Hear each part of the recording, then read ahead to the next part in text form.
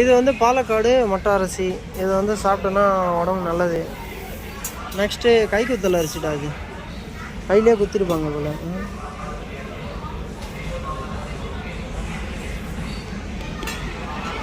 Next வந்து பார்த்தீங்கன்னா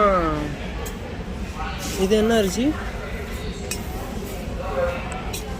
நோர் அரிசி, வெள்ளை பொன்னி புழுங்கல் அரிசி. பொன்னிடா. இது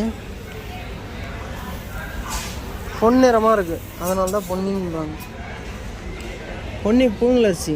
பொன்னிலேயே புழுங்கி போட்டுலாம். அந்த அரிசி தான் சாப்பிடணும். வாங்கி தெரியாத வாய்ப்பு.